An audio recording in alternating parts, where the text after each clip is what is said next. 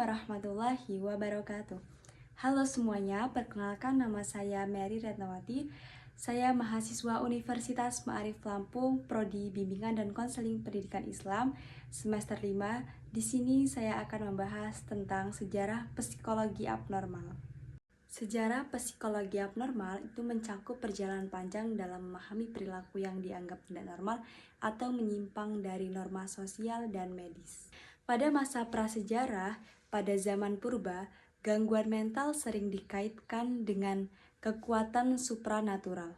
Orang yang menunjukkan perilaku abnormal itu dianggap kerasukan roh jahat, dan ritual seperti trepanasi atau melubangi tengkorak dilakukan untuk melepaskan roh tersebut. Pada masa kuno Yunani dan Romawi, tokoh penting seperti Hippocrates pada tahun 460-377 sebelum Masehi mulai melihat gangguan mental sebagai masalah fisik, bukan spiritual.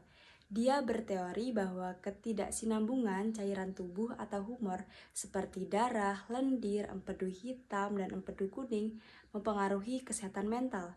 Ini merupakan peralihan dari pandangan supranatural menuju pandangan biologis. Yang selanjutnya, masa abad pertengahan. Pada abad pertengahan di Eropa, gangguan mental kembali sering dipandang sebagai akibat dari kekuatan setan atau sihir. Banyak orang yang mengalami gangguan mental dianggap sebagai penyihir atau kerasukan setan, sehingga mereka itu sering mengalami penganiayaan seperti penyiksaan atau dibakar hidup-hidup. Yang selanjutnya, pada masa Renaissance. Pada periode Renaissance abad ke-14 hingga ke-17 terdapat upaya untuk mengubah pandangan terhadap gangguan mental.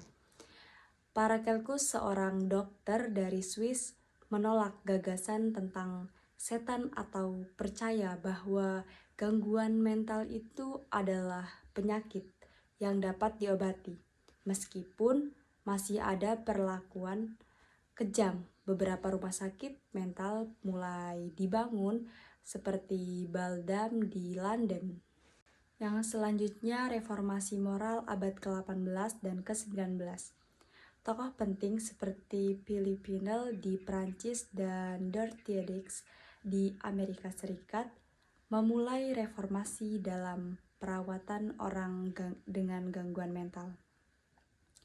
Mereka memperkenalkan konsep bahwa pasien perlu diperlakukan dengan penuh hormat dan belas kasih, serta diberi kondisi yang lebih manusiawi di rumah sakit mental. Pada abad ke-20 lahirnya psikologi abnormal. Pada awal abad ke-20, ilmu psikologi abnormal mulai dikembangkan sebagai cabang yang ilmiah.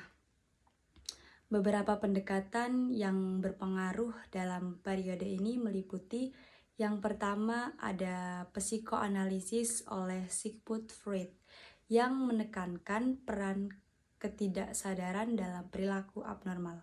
Terus yang kedua ada behaviorisme oleh John Boston dan B.F. Skinner yang fokus pada perilaku yang bisa diamati dan bagaimana lingkungan membentuk perilaku. Terus yang ketiga ada pandangan humanistik oleh Carl Rogers dan Abraham Maslow yang menekankan kebebasan individu dan aktualisasi diri. Yang selanjutnya pendekatan biopsikososial modern.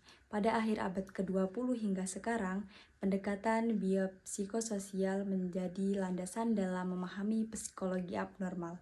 Pendekatan ini melihat gangguan mental sebagai hasil interaksi antara faktor biologis, psikologis, dan sosial.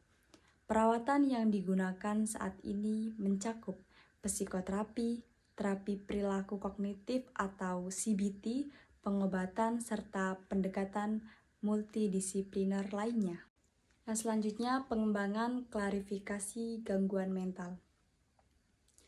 Salah satu pencapaian penting dalam psikologi abnormal adalah pengembangan sistem klarifikasi gangguan mental, seperti Diagnosis and Statistical Manual of Mental Disorder atau DSM yang diterbitkan oleh American Psychiatric Association dan International Clarification of Diseases ECD yang diterbitkan oleh World Health Organization. Klarifikasi ini membantu dalam diagnosis, penelitian, dan perawatan gangguan mental. Sejarah ini menunjukkan bahwa pemahaman kita tentang psikologi abnormal terus berkembang dari pandangan mistis hingga pandangan ilmiah yang lebih kompleks dan berbasis bukti.